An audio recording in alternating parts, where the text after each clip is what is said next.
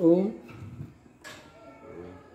गुरुर्ब्रह्मा गुरुर्विष्णू गुरुर्देव महेश्वरा गुरुर्साक्षात् परब्रह्म तस्मै श्री गुरुवे नमः. तस्मै श्री गुरुवे नमः. ब्रह्मानंदं परम सुखदं केवलं ज्ञानमूर्तिं द्वंद्वातीतं गगनसदृशं तत्त्वमस्यादि लक्ष्यम् एकं नित्यं विमलमचलं सर्वदिक्साक्षीभूतं भावातीतं त्रिगुणरहितं सद्गुरुं तं नमामि. सद्गुरुं तं नमामि. सद्गुरुं तं नमामि. शान्ताकारं भुजङ्गशयनं पद्मनाभं सुरेशं विश्वाधारं गगनसदृशं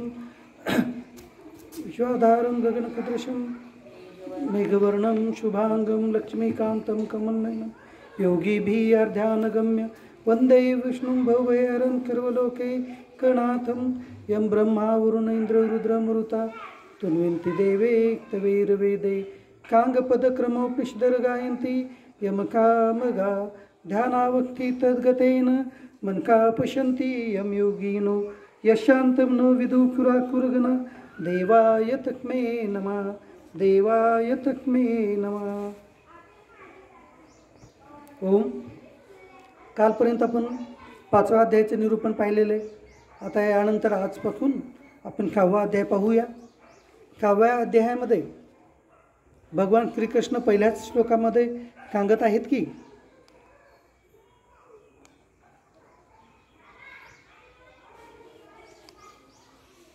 भगवान म्हणत आहेत सुरुवातीलाच 6व्या श्लोकांच्या अनाश्रिता कर्मफलम कार्यकर्म करोती या संन्यासीच योगीच निरग्नीच चाक्रिया.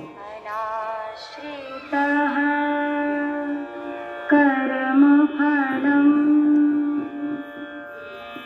कार्यं कर्म करोति यः सा संन्यासी च योगी च ज्ञानेरग्निर्न चाक्रियः. श्री भगवान म्हणतात की जो मनुष्य कर्मफळाचा आश्रय न घेता कर्तव्य कर्म करतो तो संन्यासी व योगी होय. आणि केवळ अग्नीचा त्याग करणारा संन्यासी नव्हे, तसेच केवळ क्रियांचा त्याग करणारा योगी नव्हे. योगी म्हणजे कुणाला म्हणायचं किंवा संन्यासी कुणाला म्हणायचं याची व्याख्या पहिल्याच श्लोकामध्ये भगवान सांगत आहेत. संन्यासी म्हणजे फक्त भगवे कपडे घालून जो फिरतो तोच संन्यासी असा याचा अर्थ नाही आहे. तर संन्यासी म्हणजे तो की जो या प्रपंचामध्ये राहूनही कर्म करताना कर्तव्य कर्मे करतो आणि त्या कर्तव्य कर्मातील फळाचा त्याग करतो तो खरा संन्यासी हो आणि तोच खरा योगी हो असं भगवंताचं म्हणणं आहे. म्हणजे फक्त भगवे कपडे घालून फिरणाऱ्याला संन्यासी भगवान श्रीकृष्ण म्हणत नाहीत भगवद्गीतेमध्ये. तर भगवद्गीतेमध्ये संन्यासी व्याख्या त्यांची आहे की जे प्रपंचामध्ये राहूनही आपल्या फक्त कर्तव्य कर्म करून त्यांच्या कर्मफळाचं किंवा फलाचं जे आहे ते ते म्हणजे ते योगी किंवा संन्यासी होत. आणि अशाच व्यक्तीला जे आहे ते योगी म्हणून तेच मोक्षांच्या प्राप्तीला अधिकारी आहे असं भगवंतांचं म्हणणं आहे. यापुढील श्लोकात भगवंत म्हणत आहेत की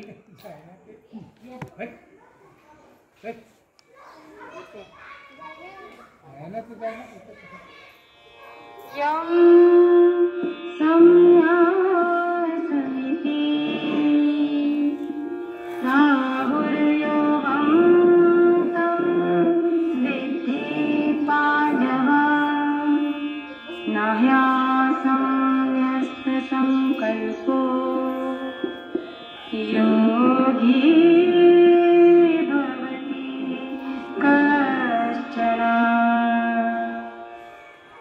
भगवान श्रीकृष्ण म्हणतात की हे अर्जुना, ज्याला संन्यासी म्हणतात तोच योग आहे अशी तू समज. कारण संकल्पाचा त्याग न करणारा कोणीही मनुष्य योगी होत नाही. योगीची व्याख्या सांगताना भगवान श्रीकृष्ण म्हणतात की जो योग आहे तो कधी होतो, जेव्हा आपण कर्म संकल्पाचा आणि कर्मातील कर्मफलाचा त्याग करतो तेव्हा योगी होतो किंवा तेव्हा संन्यासी होतो. संन्यास म्हणजे काय? कर्मफलाचा त्याग करणे म्हणजेच संन्यास होय.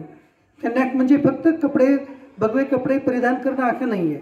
तर संन्यास त्यालाच म्हणतात की जे कर्मफल संन्यास आहे. म्हणून त्याचं नावच आहे कर्मयोग. त्यालाच कर्मयोग असं म्हणतात.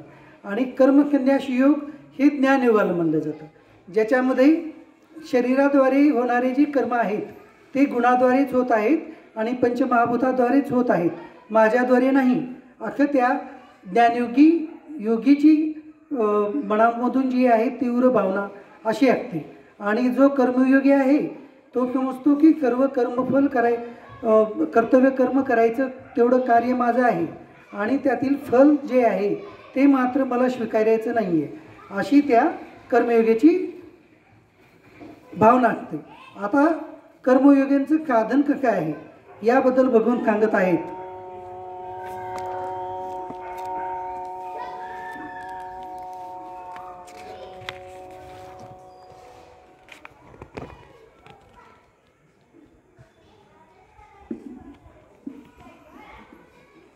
काय बंद झालं की काय? बंद केलं.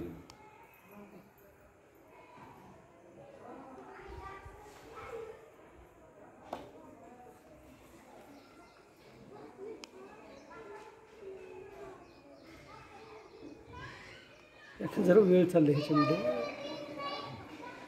आहे चांगलं पर्यंत वेळ लागेल.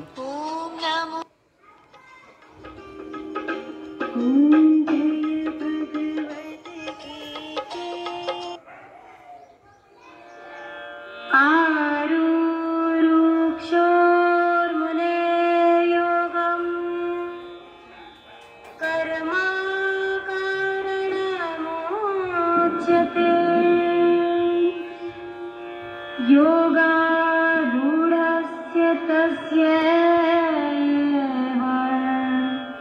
शमः कारणमुच्यते.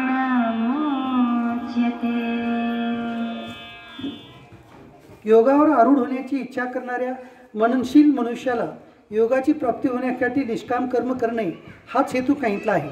आणि योगारूढ झाल्यावर त्या योगारूढ मनुष्याचा जो सर्व संकल्पाचा अभाव असतो तोच कल्याणाला कारण सांगितलं आहे. आता या श्लोकामध्ये भगवंतांनी योगारूढाची व्याख्या सांगितली आहे. योगारूढ कोणाला म्हणायचं? जो योगामध्ये म्हणजे कर्मयोगामध्ये, ज्ञानयोगामध्ये, ध्यानयोगामध्ये आरूढ झालेला आहे त्याला योगारूढ म्हणायचं. मग आता योगारूढ मनुष्य काय करतो? योगारूढ योगी काय करतो? तर सर्व कर्मातील संकल्पाचा त्याग करतो आणि कर्मफलाचा त्याग करतो, म्हणून त्याला काय म्हणालेलं आहे? योगारूढ. म्हणजे त्याची मुख्य एका शब्दामध्ये काय तर तो निष्काम कर्म करतो. निष्काम कर्म करणं म्हणजेच योगारूढ होणं, अशी ही योगारूढाची व्याख्या या श्लोकामध्ये भगवंतांनी सांगितलेलं आहे. आणि योगारूढ जो व्यक्ती झाला किंवा जो संन्यासी झाला किंवा जो योगी योगारूढ झाला त्याला काय होतं तर त्याचं या पृथ्वी तलावरही कल्याण होतं आणि परलोकामध्ये ही कल्याण होतं. म्हणजे त्याला एकतरी हा देह पतनानंतर त्याला प्रत्यक्ष भगवंताची प्राप्ती होते किंवा त्याला मोक्ष प्राप्त होतं. अखं हे कल्याणाचं परमकल्याण म्हणजे जे आहे त्याला मोक्षाला भगवंतांनी म्हणलेले. आता अशा या योगारूढ मनुष्याची जे लक्षणे आहेत ते भगवंत पुढे सांगतील. यदा हिरेन्द्रियादेषु न कर्मस्वनुषज्यते सर्वसंकल्प संन्यासी योगारूढस्तदोच्यते.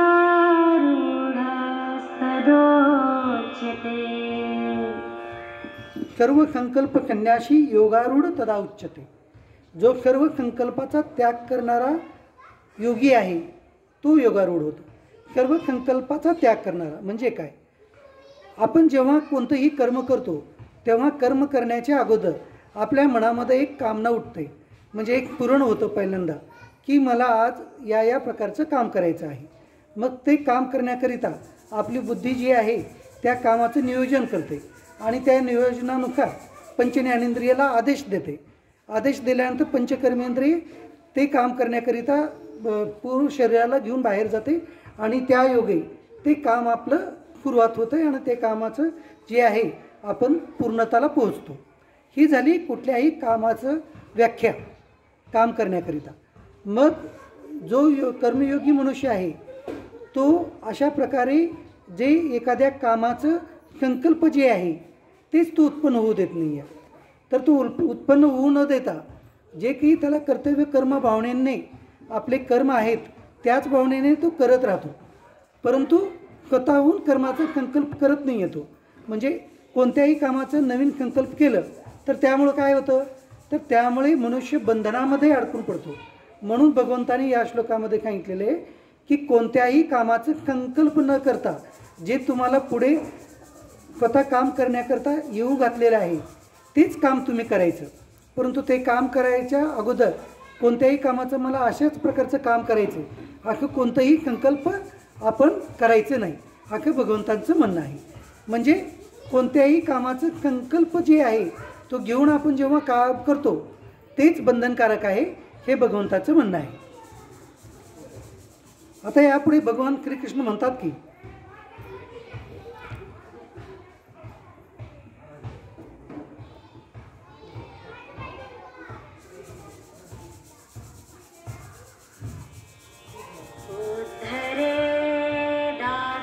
उद्धरेदात्मनात्मानं नात्मानमवसादयेत् आत्मैव ह्यात्मनो बन्धुरात्मैव त्रिपुरात्मनः. आता भगवान श्रीकृष्ण सांगत आहेत की आपण स्वतःच स्वतःचा संसार समुद्रातून उद्धार करून घ्यावा आणि स्वतःला अधोगतीला जाऊ देऊ नये. कारण हा मनुष्य स्वतःच स्वतःचा मित्र आहे आणि स्वतःच स्वतःचा शत्रू आहे. आता भगवान श्रीकृष्णांनी थोड्याशा वेगळ्या पद्धतीनं या श्लोकामध्ये सांगितलेलं आहे. आपण स्वतःचे मित्रही आहोत आणि स्वतःचे शत्रूही आहोत.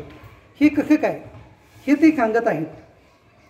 ते सांगत आहेत की जो मनुष्य स्वतःचा या संसार समुद्रातून उद्धार करून घेतला तो स्वतःचाच मित्र आहे आणि जो या संसार समुद्रातून या प्रपंचातून उद्धार करून घेऊ शकला नाही तो मात्र स्वतःचाच शत्रू आहे, असं या श्लोकामध्ये भगवंतांनी सांगितलेलं आहे. बरं, मग आता शत्रू कसं आणि मित्र कसं हे आता ह्या पुढील श्लोकामध्ये भगवंत सांगत आहेत.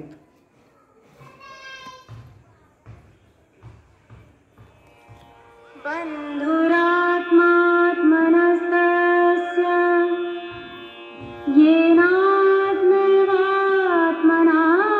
जितः अनात्मनस्तु शत्रुत्वे वर्तेतात्मैव शत्रुवत्. आता याची व्याख्या सांगत आहेत. भगवान श्रीकृष्ण स्वतःच स्वतःचा मित्र आणि स्वतःच स्वतःचा शत्रू कोणाला म्हणायचं त्याची व्याख्या सांगताना भगवंत म्हणतात की ज्या जीवात्म्याने मन व इंद्रियासह शरीर जिंकले आहे त्या जीवात्म्याचा तर तू स्वतःच मित्र आहे आणि ज्याने मन व इंद्रियासह शरीर जिंकले नाही त्याचे तू स्वतःच शत्रूप्रमाणे शत्रुत्व करतो. भगवान श्रीकृष्ण इथं या श्लोकामध्ये सांगत आहेत की आत्म्याद्वारे म्हणजे आत्मज्ञान करून घेऊन पूर्ण सर्व ब्रह्मांडातील सर्व भूतमात्रेमध्ये एकच आत्मा वखत आहे असं जाणून तो बुद्धीला जिंकून घेतो. प्रथमतः बुद्धीला जिंकून घेतो आणि बुद्धीला जिंकून घेतल्यानंतर त्या बुद्धीद्वारे मनावर विजय प्राप्त करतो. मनाने पंचज्ञानेंद्रियावर विजय प्राप्त करतो.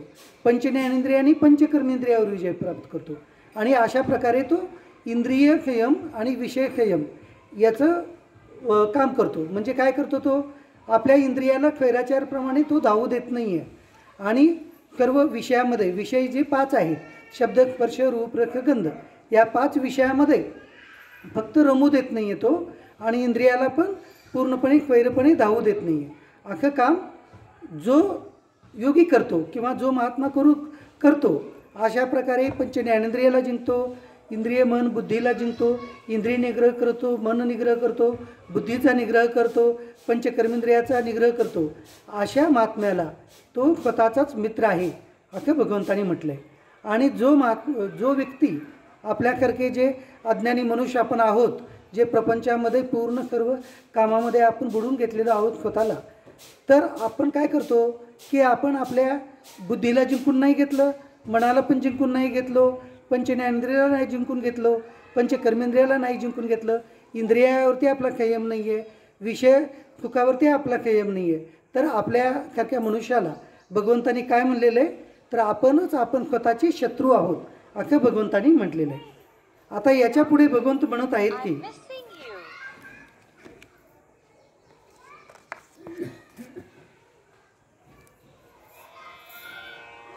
चिदात्मनः प्रशान्तस्य परमात्मा समाहितः शीतोष्णसुखदुःखेषु तथा मानयोः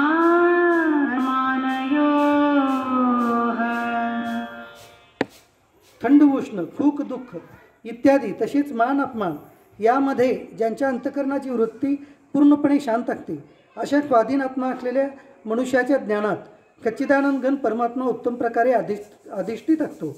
म्हणजेच त्याच्या ज्ञानात परमात्म्याशिवाय दुसरे काही नसते. आता कुणाला म्हणायचं?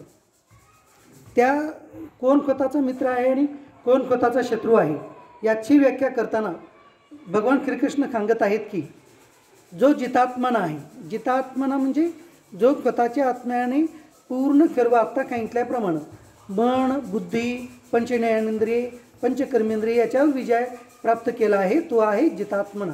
प्रशांतश, प्रशांतश म्हणजे काय? जो पूर्णपणे ज्याची अंतःकरणाची वृत्ती जी आहे पूर्ण सर्व प्रकारे शांत झालेला आहे, म्हणजे ज्याच्या मनामध्ये काहीच कामना नसते अशाला इथं प्रशांतश म्हटलेलं आहे. त्याच्यानंतर परमात्मा समाहिता असं म्हटलेलं आहे. जो सच्चिदानंद घन परमात्म्यामध्ये किंवा भगवंतामध्येच चांगल्या प्रकारे जो म्हणजे काय संलग्नित असतो किंवा आत्मज्ञानामध्ये कायमस्वरूपी जो बुडून असतो त्याला काय म्हणलेलं आहे? परमात्मा समाहिता. मग असा मनुष्य काय करतो? शीतोष्ण सुख दुःखेषु म्हणजे शीत आणि उष्ण किंवा मान आणि अपमान याच्यामध्ये ज्याची समान भावना असते असा जो महात्मा आहे त्याला काय म्हणलेले? योगारूढ किंवा योगी किंवा तो स्वतःचा मित्र आहे असं याला म्हटलेलं आहे. आणि जो मात्र स्वतःचं कल्याण करून घेत नाही आहे, जो जितात्मना नाही म्हणजे आपल्या शरीराला पूर्ण जिंकलेला नाही आहे, तो स्वतःचा शत्रू आहे असं भगवंताने या श्लोकामध्ये सांगितलेले आहे. आता या पुढील श्लोकामध्ये भगवंत म्हणत आहेत की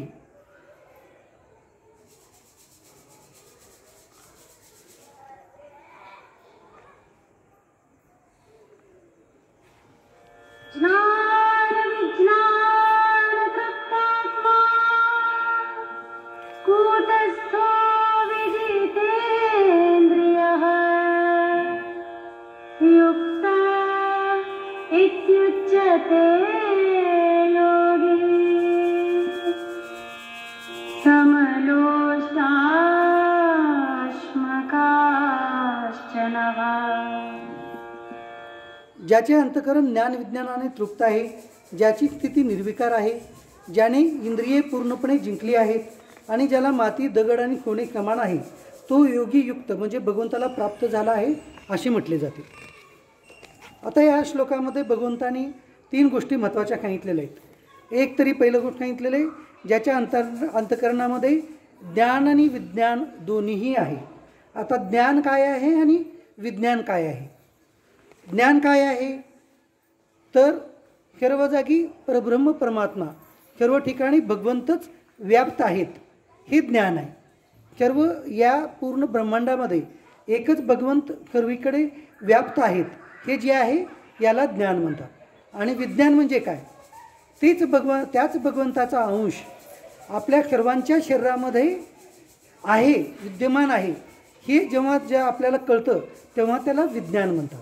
विज्ञान या आपल्या सृष्टीतील विज्ञान जे आहे ज्याला आपण सायन्स म्हणतो ते विज्ञान थोडंसं वेगळं आहे आणि हे अध्यात्मविज्ञान हे थोडंसं वेगळं आहे.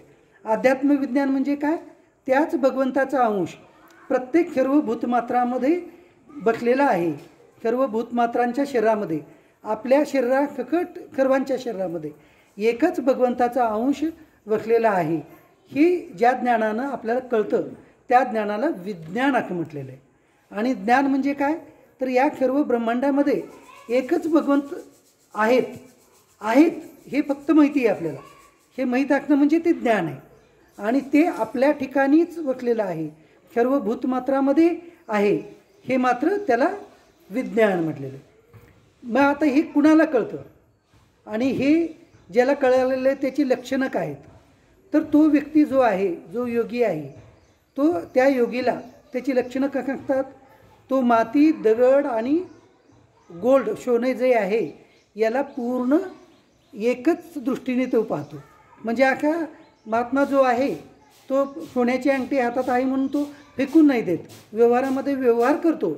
परंतु त्याच्यामध्ये जी आहे हे सर्व तिन्ही पदार्थ एकाच पंचमहाभूतापासून बनलेले आहेत. ही त्याच्या ठिकाणी त्याच्या बुद्धीमध्ये त्याच्या आत्म्यामध्ये हे जे ज्ञान आहे ते पूर्णपणे निर्विकारपणे त्याच्या बुद्धीच्या ठिकाणी पूर्ण कायमस्वरूपी राहत असतो.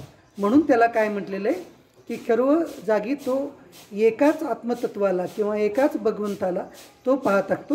असं या श्लोकामध्ये भगवंतांचं सांगणं आहे.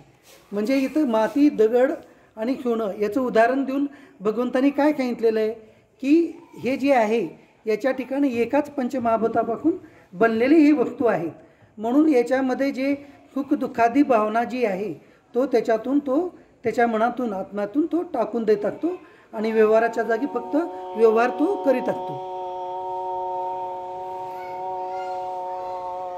आता यापुढे भगवंत म्हणत आहेत की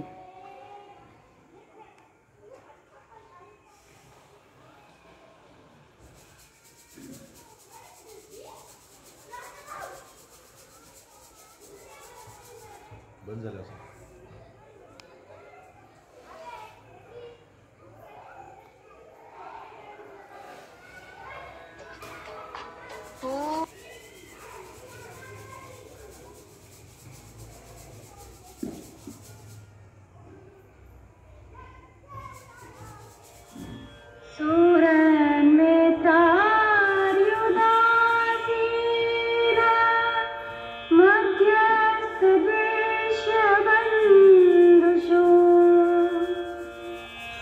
साधुष्वपि च पापेषु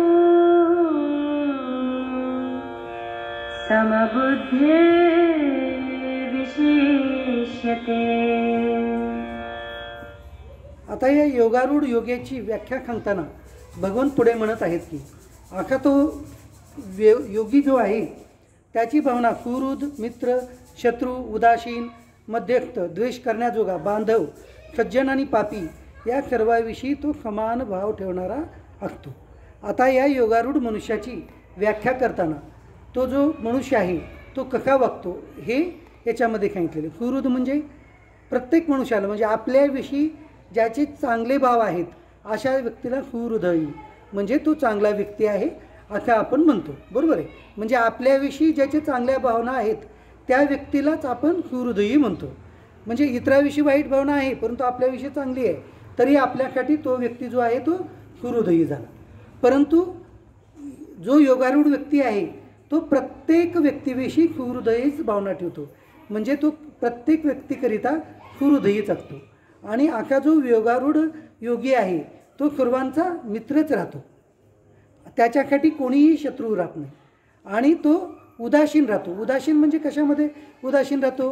काम करताना काम करून त्या फलाच्या मध्ये तो उदासीन राहतो. म्हणजे त्या कर्मफलापासून आपल्याला सुख प्राप्त होऊ किंवा दुःख प्राप्त होऊ आपलं त्या काम करताना मान होऊ द्या या किंवा अपमान होऊ द्या याच्यामध्येही तो समानच असतो. कोण? अख्खा हा योगारूढ व्यक्ती. मध्यस्थ म्हणजे जी व्यक्ती मध्यस्थ आहे म्हणजे कशा प्रकारे जो कोणी एखाद्या भांडणामध्ये दोन्ही पक्षांचं हित समजावून सांगून दोन्ही पक्षांना भांडणापासून परावृत्त करतो असा जो व्यक्ती आहे त्याला मध्यस्थ म्हणतात.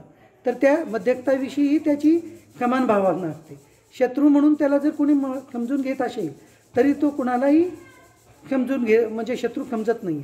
त्याच्यानंतर त्या व्यक्तींचा म्हणजे त्या योगीचा जरी कोणी द्वेष करत असतील आणि त्याला कळालं तरी तो त्यांचा द्वेष करत नाही.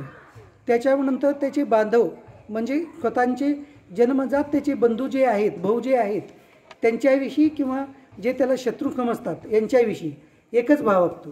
सज्जन आणि पापी मनुष्य करिताही त्याच्या ठिकाणी एकच म्हणजे चांगलाच समानच भाव असतो.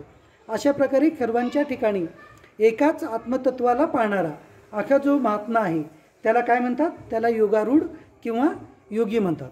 मग अशा योगीची व्याख्या जी आहे ते भगवान श्रीकृष्ण अजून एकदा पुढे सांगतात. सततमात्मानं रहसि स्थितः एकाकी यतचित्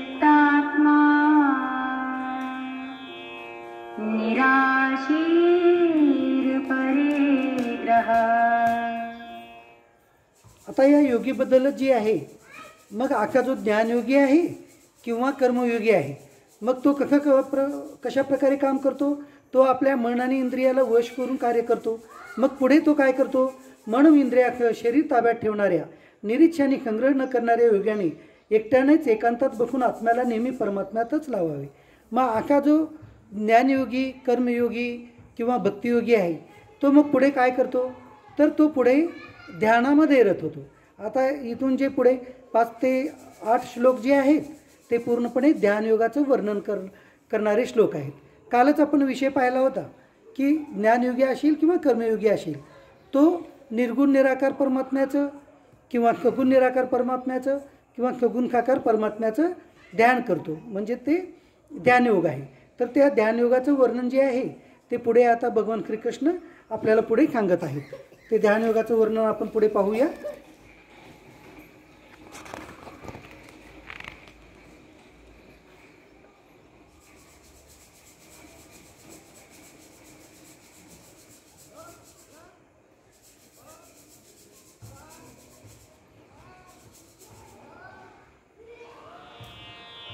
शुचो देशे प्रतिष्ठाप्य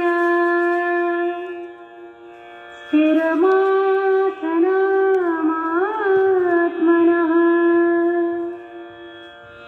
नातयुज्यितं नातिनीचं चैनादिना कुशोत्तरम्.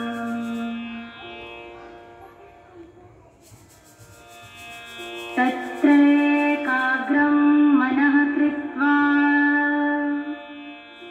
यतचित्तेन्द्रियक्रियः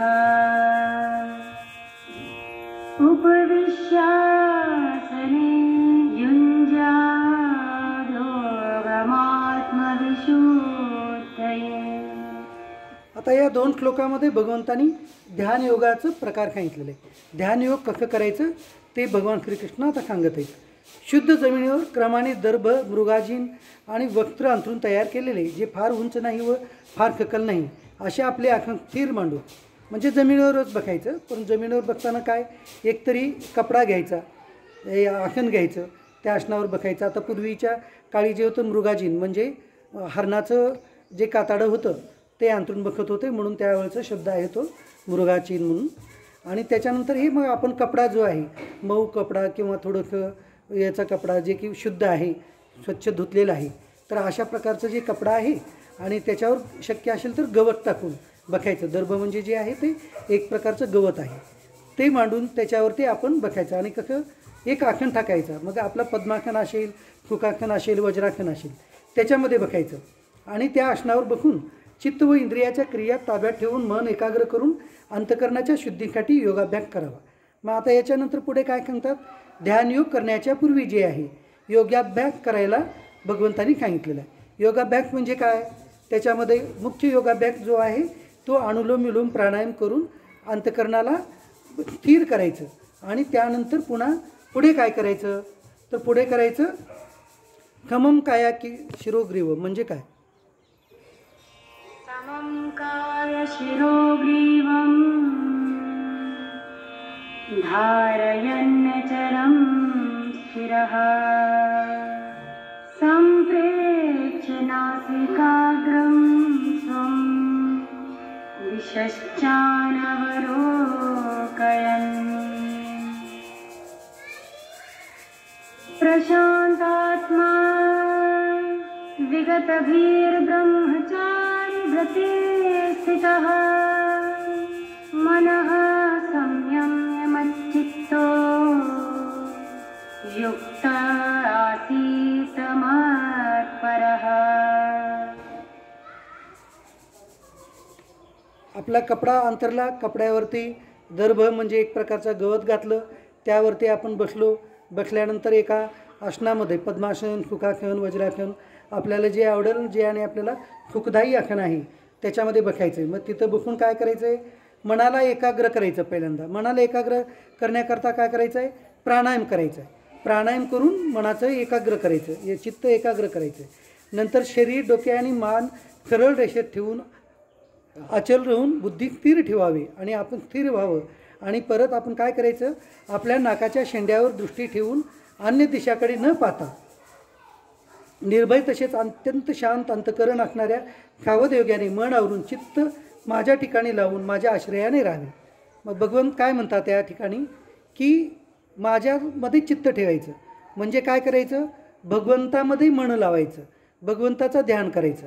आता सांगितल्याप्रमाणे सगुण साकार ईश्वराचं म्हणजे भगवान श्रीकृष्ण किंवा श्रीरामांचं ध्यान करायचं किंवा सगुण निराकार परमात्म्याचं म्हणजेच भगवान विष्णूंचं किंवा भगवान शिवांचं किंवा देवी मातेचं यांचं ध्यान करायचं किंवा निर्गुण निराकार परमात्म्याचं जे की ह्या पूर्ण सर्व ब्रह्मांडामध्ये आपल्याला जे आकाश म्हणून लक्षात येतं ते खरं पाहिलं तर आकाश नाही आहे, तर ते आकाश म्हणजे ते आकाश जे आहे निर्गुण निराकार परमात्म्याच्या ठिकाणी फक्त एका अंशाने स्थापित आहे. तर हे ज्याला आपण आकाश म्हणतो ते म्हणजेच निर्गुण निराकार परब्रह्म परमात्माच प्रत्यक्षपणे आहेत. मग यांचं ध्यान करायचं, याला काय म्हणतात, ध्यानयोग म्हटलेलं आहे. मग ह्या ध्यानयोगामध्ये राहून पुढे या ध्यानयोगाचं फल काय आहे याच्याविषयी भगवान श्रीकृष्ण पुढील श्लोकामध्ये सांगतील. ଭାବ ବି ରହିଛି ସେହି ପରମ ଦିବ୍ୟାତ୍ମା ମାନଙ୍କ ଦ୍ୱାରା ସମସ୍ତ ପ୍ରାଣୀ ନଷ୍ଟ ହୋଇଗଲେ ମଧ୍ୟ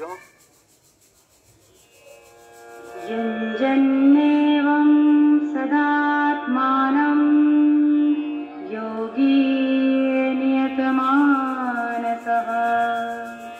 शान्तिं निर्वाणपरमा मत्संस्थामधिगच्छति. मग असा जो ध्यानयोगी आहे तो काय करतो, मन ताब्यात ठेवलेला असा ध्यानयोगी अशा प्रकारे आत्म्याला नेहमी मज परमेश्वराच्या स्वरूपाच्या ठिकाणी लावून माझ्यात असणारी परमानंदाची पराकाष्ठा अशी शांती मिळवतो. मग असा जो ध्यानयोगी आहे स्वतःच्या आत्म्याला जे आहे भगवंतामध्ये लावून तो काय करतो, भगवंतांची जी परमशांती आहे त्याला तो प्राप्त करून घेतो. ध्यानयोगाचं हे फळ सांगू लागले.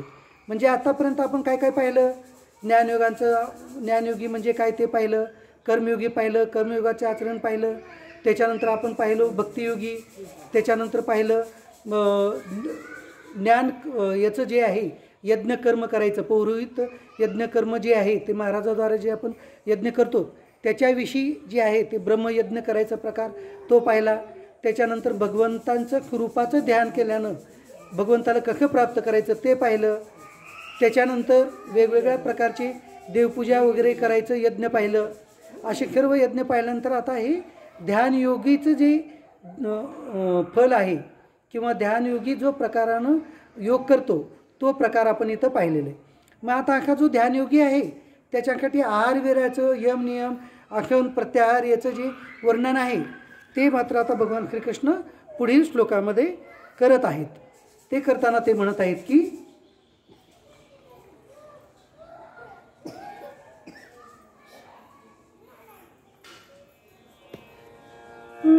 नात्यश्नतस्तु योगोऽस्ति न चैकान्तमनश्नतः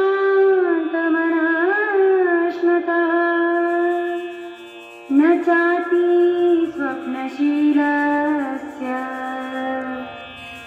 जाग्रतो नैव चार्जुना. बरं, हा योग जो आहे म्हणजे हा ध्यानयोग, याच्यामध्ये ध्यानयोगाचं वर्णन चालू आहे. मग हा ध्यानयोग प्रत्येकाला शक्य आहे का, होतं का प्रत्येकाला, तर त्याची व्याख्या सांगताना भगवान श्रीकृष्ण सांगत आहेत की हे अर्जुना, हा ध्यानयोग जो आहे तो फार खाणाऱ्याला म्हणजे अत्यंत खादाड्याला सुद्धा प्राप्त होत नाही आहे. त्याच्यानंतर अजिबात न खाणाऱ्याला म्हणजे जे फक्त निराहार राहून ध्यानयोग करावं म्हणतात त्यांना सुद्धा हा प्राप्त होत नाही. तसेच फार झोपाळूला म्हणजे जो फार झोपतो त्यालाही हा ध्यानयोग प्राप्त होत नाही. तसेच नेहमी जागरण करणाऱ्यालाही हा साध्य होत नाही. आणि असा व्यक्ती जो की फक्त जागरण करतो मात्र झोप घेत नाही अशा सुद्धा व्यक्तीला हा ध्यानयोग प्राप्त होत नाही. म्हणजे ध्यानयोग कुणाला प्राप्त होत नाही, अशा व्यक्तींचे 4 व्यक्तीला तो प्राप्त होत नाही हे भगवंतांनी सांगितलं. अति खादाड्याला प्राप्त होत नाही आहे किंवा काहीच न खाणाऱ्याला म्हणजे जो उपवास कायमस्वरूपी उपवास करतो अशा व्यक्तीला ध्यानयोग प्राप्त होत नाही. आणि जो अतिनिद्रा म्हणजे अति झोप घेतो अशा व्यक्तीला हा ध्यानयोग प्राप्त होत नाही. आणि जो अति जागरण करतो अशा व्यक्तीलाही हा ध्यानयोग प्राप्त होत नाही. हे झालं ज्यांना प्राप्त होत नाही त्यांची लक्षणे. मग आता कोणाला हा ध्यानयोग प्राप्त होतो याच्याविषयी सांगताना भगवान श्रीकृष्ण म्हणत आहेत की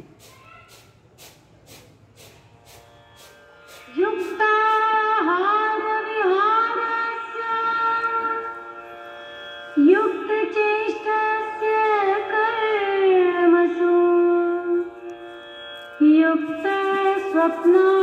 युक्तस्वप्नावबोधस्य योगो भवति दुःखः. हा ध्यानयोग कुणाला प्राप्त होतो तर हा दुःखाचा नाश करणारा हा जो ध्यानयोग आहे तो यथायोग्य आहार विहार करणाऱ्याला, कर्मामध्ये यथायोग्य व्यवहार करणाऱ्याला आणि झोपणे व जागणे ज्याची यथायोग्य आहेत त्यालाच हा ध्यानयोग साध्य होतो. आता याच्यामध्ये काय सांगितलेलं आहे, हा ध्यानयोग जो आहे तो सर्व दुःखांचा नाश करणारा आहे, म्हणजे दुःखाचा नाश करतो. मग हा कुणाला प्राप्त होतो, ज्याचा आहार जे आहे तो यथायोग्य आहे. यथायोग्य आहार विहार म्हणजे कसं, तर ज्याचं खाणं नियंत्रित आहे आणि ज्याचं विहार पण नियंत्रित आहे आणि त्याच्यानंतर त्याचं व्यवहारसुद्धा नियंत्रित आहे. म्हणजे व्यवहारसुद्धा जो आहे तो पूर्ण सर्वांशी व्यवहार चांगल्या प्रकारे करतो, धर्मोचित व्यवहार करतो. ते व्यवहार करत असताना तो कोणाला कुठल्या कशामध्ये फसवेगिरी करत नाही आहे आणि ज्याची झोपणं आणि जागणं हे सुद्धा ज्याची पूर्ण यथायोग्य आहे अशा त्या व्यक्तीलाच हा ध्यानयोग जो आहे तो प्राप्त होतो. असं हे ध्यानयोग कुणाला प्राप्त होतं, अशा व्यक्तींची इथे 5 ते 6 लक्षणे भगवंतांनी सांगितलेले. 4 लक्षणे जी आहेत ती कुणाला प्राप्त होत नाही त्यांची.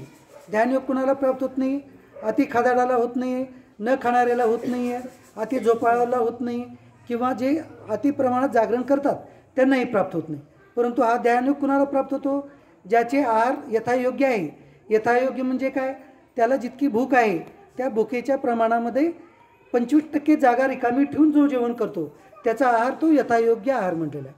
त्याच्यानंतर यथायोग्य विहार म्हणजे काय, यथायोग्य विहार म्हणजे काय तर योग्य प्रमाणामध्ये व्यायाम करणं, योग्य प्रमाणामध्ये चालणं, फक्त गाडीवरती न फिरणं, एका जागीच बसून न राहणं, अशा प्रकारचं जे आहे त्याला योग्य विहार म्हणतात. आणि यथायोग्य व्यवहार म्हणजे काय तर व्यवहार काळामध्ये म्हणजे कोणाशी ही व्यवहार करताना आपलं जे कोणतं व्यवहार आहे त्या व्यवहारामध्ये फसवेगिरी न करता सर्वांशी व्यवहार करणं आणि नंतर झोपणे व जागणे ज्याची यथायोग्य आहेत अशालाच हा योग साध्य होतो असं भगवंतांनी म्हटलेलं आहे. यापुढे आता भगवंत म्हणत आहेत की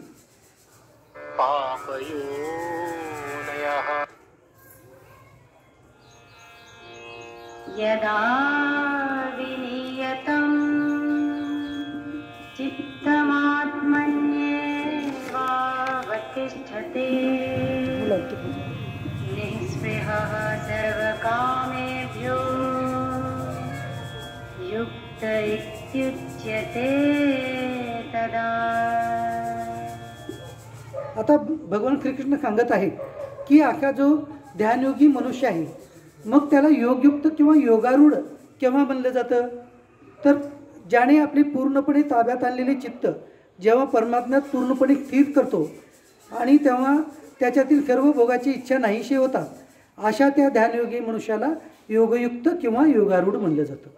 मग आता अशा जो योगी आहे त्याला योगारूढ म्हणायचं कधी तर असा जो ध्यानयोगी आहे अशा प्रकारचं ध्यान करून तो आपल्या मन बुद्धी चित्त अहंकाराला जे आहे ते काय करतो परमात्म्यामध्ये स्थिर करतो, आत्म्याला परमात्म्यामध्ये स्थिर करतो आणि त्याच्या ठिकाणच्या सर्व प्रकारच्या ज्या भोगेच्छा आहेत त्या नष्ट झालेल्या आहेत अशा त्या मनुष्याला अशा त्या महात्म्याला भगवान काय म्हणत आहेत योगयुक्त म्हणत आहेत.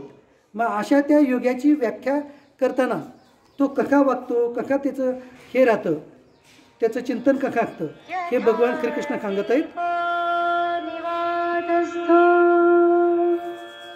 निंगते सोपमा स्मृता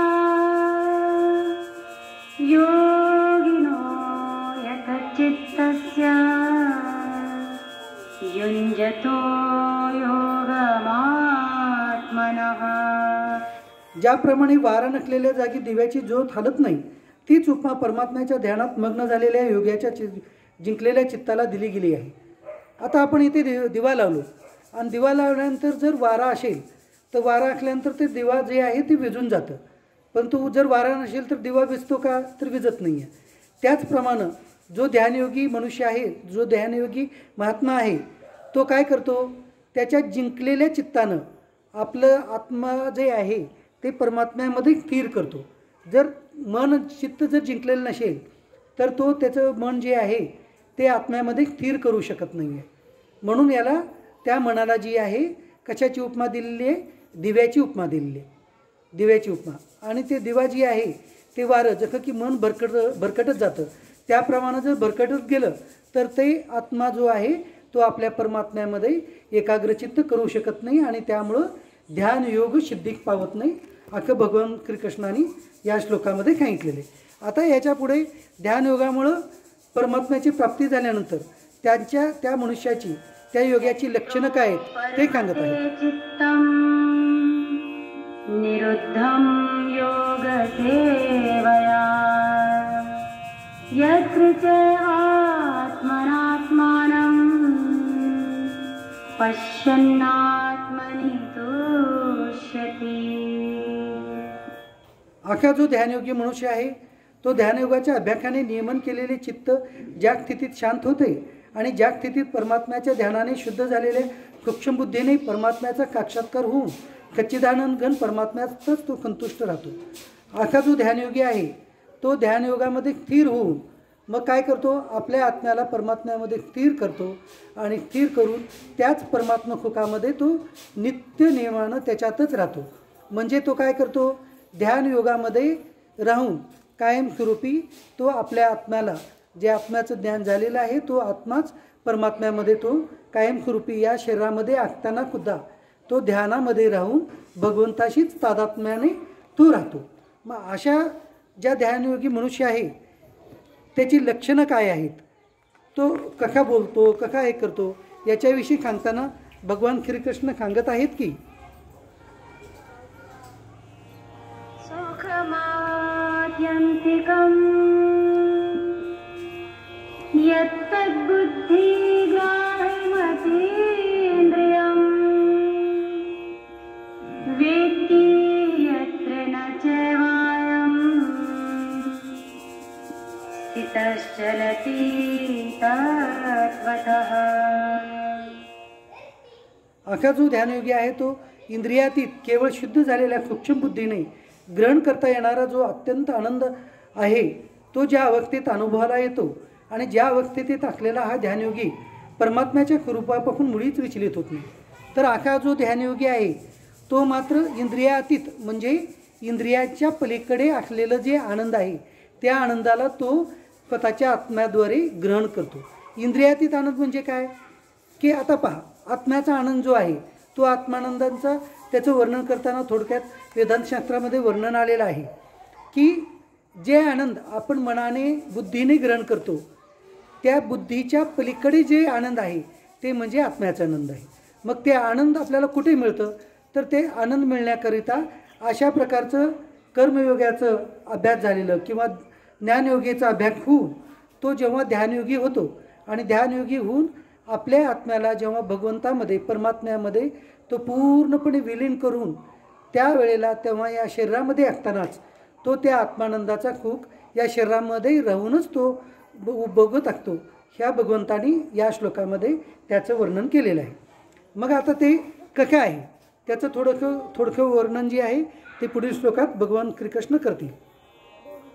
यं लब्ध्वा चापरं लाभं मन्यते नाधिकं ततः यस्मिन् स्थितो न दुःखेन गुरुणापि विचार्यते तं विद्या दुःखसंयोगवियोगं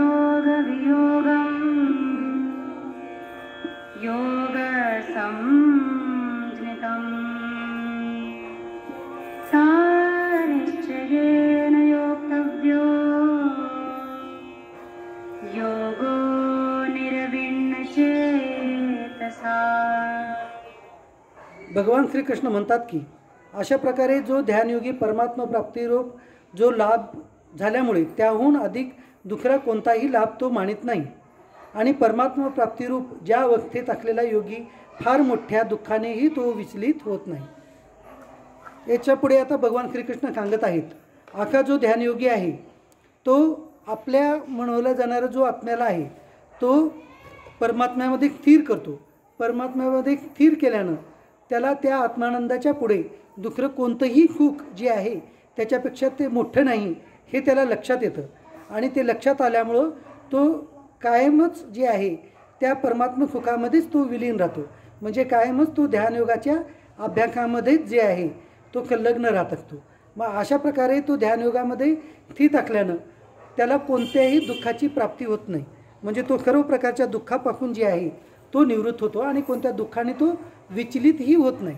म्हणजे कोणतंही जरी त्याला दुःख आलं तरी तो ध्यानयोगी जो आहे त्या दुःखापासून तो विचलित होत नाही। आता मग अशा ज्या ध्यानयोगीला आहे त्याची जे त्याला योग म्हटलेला आहे म्हणजे ध्यानयोग जो तो करत आहे त्या ध्यानयोगाची व्याख्या करताना भगवंतांनी सांगितलेलं आहे तम विद्यात दुःख योग वियोगम योग संगीतम। म्हणजे योगाची व्याख्या सांगताना भगवंत म्हणतात अशी जी विद्या आहे जी की विद्या दुःखाचं संयोगही करीत नाही आणि कायमस्वरूपी वियोग करतं। म्हणजे काय करतं की ज्या विद्येनं आपल्याला दुःखाची प्राप्ती होत नाही आणि कायमस्वरूपी दुःख हे आपल्यापासून दूरच राहतं अशी जी विद्या आहे त्याला योग म्हणतात। मग अशी ही विद्या कशाने प्राप्त करायची असते तर ती जी आहे ते आपण एकाग्र चित्त मन झाल्यानं अशी विद्या आपल्याला प्राप्त होते असं भगवान श्रीकृष्ण या श्लोकामध्ये सांगत आहेत। आता यापुढे जे आहे आता या परमात्म्याचं जे आहे ध्यान कसं करायचं आणि कशा प्रकारे भगवंताचं ध्यान होतं ते सांगत आहेत। संकल्प प्रभवान कामान् त्यक्त्वा सर्वान् शेषतः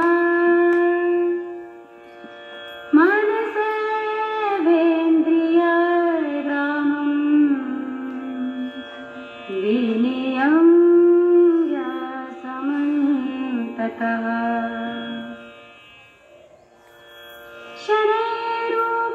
शनैरुपरमेद्बुद्ध्या धृतिगृहीतया आत्मसंस्थं मनः कृत्वा न किंचिदपि चिन्तयेत्। आता हा ध्यानयोग करायचा कसा हे पूर्वीही सांगितलेलं आहे आणखी थोडंसं डिटेल ते सांगत आहेत। तर ध्यानयोग करताना त्या ध्यानयोगाच्या स्थितीमध्ये बसायचं आसनावर बसायचं आपल्या शरीर मन बुद्धीला नियंत्रित करायचं शरीराला ताठ ठेवायचं आणि नंतर काय करायचं सर्व संकल्प जे आहेत त्या सर्व संकल्पाने उत्पन्न होणाऱ्या जे इतक्या प्रकारच्या कामना आहेत त्या सर्व कामनाला टाकून द्यायचं आणि इंद्रिय समुदायाला जे आहे म्हणजे पंच ज्ञानेंद्रियाला आणि कर्मेंद्रियाला सर्व बाजूनी पूर्णतया आवरून क्रमाक्रमाने अभ्यास करीत उपरत व्हावे। तसेच धैर्ययुक्त बुद्धीने मनाला परमात्म्यात स्थिर करून दुसऱ्या कशाचाही विचार करू नये। याचं वर्णन करताना परत भगवान श्रीकृष्ण तीच गोष्ट परत सांगत आहेत की आपण आपल्या ठिकाणच्या ज्या काही सर्व प्रकारचे जे संकल्प आहेत त्याचा त्याग करावा आणि त्या संकल्पाचा त्याग करून आपल्या मनातील जितक्या प्रकारच्या सर्व प्रकारच्या कामना आहेत ज्या काही इच्छा आहेत आपल्या प्रपंचाविषयीच्या वगैरे त्या सर्व इच्छा जी आहेत ते पूर्ण टाकून द्यायच्या। पंच ज्ञानेंद्रियाला पंच कर्मेंद्रियाला जे निग्रह प्राप्त करायचा आणि आपण तो ध्यानयोगाचा अभ्यास जो आहे परत परत करत राहायचं आणि त्याच्यामध्ये कसं करायचं तर बुद्धीने मनाला जिंकायचं। मनानं जे आहे ते पंच ज्ञानेंद्रियाला संयम प्राप्त करायचा पंच ज्ञानेंद्रियाद्वारे पंचकर्मेंद्रियावर संयम प्राप्त करायचा आणि अशा प्रकारचं जे आहे ते आपण आपलं ध्यानयोगाचा अभ्यास करत राहायचं असं भगवान श्रीकृष्ण या श्लोकामध्ये म्हणत आहेत। याच्या पुढे भगवान श्रीकृष्ण सांगत आहेत की यतो यतो निश्चलति मनश्चञ्चलमास्थिरम् ततस्ततो नियम्य तदात्मन्येव वशं नयेत्। आता भगवान श्रीकृष्ण सांगत आहेत की हे स्थिर न राहणारे चंचल मन ज्या ज्या शब्दादी विषयाच्या निमित्ताने संसारात भरकटत असते त्या त्या विषयापासून त्याला आवरून वारंवार परमात्म्यात स्थिर करावे. आता जे आपलं मन आहे ते कितीही केले तरी स्थिर होत नाही आणि मन जे आहे ते स्थिर न झाल्यामुळं आपल्याला हा ध्यानयोगाचा अभ्यास होत नाही. मग त्याला ध्यानयोगाचा अभ्यास करण्यासाठी मनाला स्थिर कसं करायचं ते भगवान सांगत आहेत. मनाला स्थिर करण्यासाठी अभ्यास करायचा. म्हणजे अभ्यास काय म्हणतात की मन जिथं जिथं जाईल त्याला परत परत परत मनाला घेऊन मध्ये आत्म्यामध्येच आणून त्याला लावायचं. मन बाहेर भरकट असेल की त्याला परत मनाला घेऊन यायचं. मनाने कुणाला घेऊन यायचं? मनाला बुद्धीने घेऊन यायचं. बुद्धीने मनाला घेऊन येऊन कशामध्ये लावायचं? आत्म्यामध्ये लावायचं. आत्म्याच्या ध्यानामध्ये लावायचं आणि आत्म्याला जे आहे ते परमात्म्यामध्येच लावायचं. अशा प्रकारचं जे अभ्यास आहे याला भगवंतांनी काय म्हटलेलं आहे? हा मनाचा अभ्यास सांगितलेला आहे. मनाचा अभ्यास अशा प्रकारे करून मग आत्म्याला जे आहे परमात्म्यामध्ये स्थिर करायचं. बरं, मग असं ध्यानयोगामध्ये आपल्या आत्म्याला जे आहे परमात्म्यामध्ये स्थिर करायला जो शक्य झाला, जो व्यक्ती यशस्वी झाला त्याला मग काय होतं? प्रशान्तमनसं येनं योगिनं सुखमुत्तमम् उपैति शान्तरजसं ब्रह्मभूतं कल्मषम्. भगवान श्रीकृष्ण सांगत आहेत की अशा प्रकारे ज्या ध्यानयोगांचं ज्याचं पूर्ण मन शांत झालेलं आहे, अशा तो पापरहित आहे आणि ज्याचा रजोगुण शांत झालेला आहे, अशा या सच्चिदानंद घन ब्रह्माशी ऐक्य पावलेल्या ध्यानयोग्याला उत्तम आनंदाची प्राप्ती होते. मग असा जो ध्यानयोगी महात्मा आहे त्याला काय होतं? तर असा ध्यानयोगी महात्मा तो आहे त्याचं मन पूर्णपणे कुठेही भरकटत नाही आणि मन मात्र पूर्ण शांत होतं. मग तो त्याच्या ठिकाणचे जे काही पापपुण्य आहेत त्याचा आपोआपच नाश होतं आणि त्याच्या ठिकाणी जे रजोगुणापासून निर्माण होणारे जे कर्म आहेत तो रजोगुणही त्याचा नाहीसा होतो आणि सर्व प्रकारचे कर्मही त्याच्या ठिकाणचे आपोआप नाहीसे होतात. म्हणजे कर्म करायचा जो संकल्प आहे तो त्याचा नाश होतो आणि फक्त कर्तव्य कर्म भावनेने तो कर्म करीत राहतो. मग आखा जो ध्यानयोगी आहे तो त्याचा आत्मा जो आहे तो कायमस्वरूपी परमात्म्यामध्ये लावून घेऊन एक प्रकारचा उत्तम आखा जे आनंद आहे त्याच्यामध्येच तो राहत असतो. मग अशा या महात्म्याला कशाची प्राप्ती होते? युञ्जन्नेवं सदात्मानं योगी विगतकल्मषः सुखेन ब्रह्मसंस्पर्शमन्त्यन्तं सुखमाश्नुते. तर असा जो ध्यानयोगी महात्मा आहे त्याला अशा निष्पाप योग्याला अशा प्रकारे सतत आत्म्याला परमात्म्याशी जोडून सहजपणे परब्रह्म परमात्म्याच्या प्राप्तीचा अपार आनंदाचा अनुभव तो सतत घेत असतो.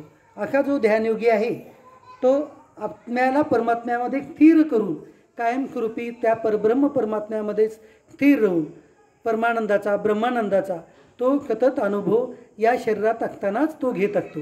अशा प्रकारे इथपर्यंत आज ध्यानयोगाचं वर्णन झालेलं आहे. ते ध्यानयोगाचं वर्णन जे आहे माझ्या सद्गुरूंच्या चरणी, भगवान श्रीकृष्णांच्या चरणी आणि शंभू महादेवांच्या चरणी अर्पण करून आपण इथेच थांबूया. जय श्रीकृष्ण.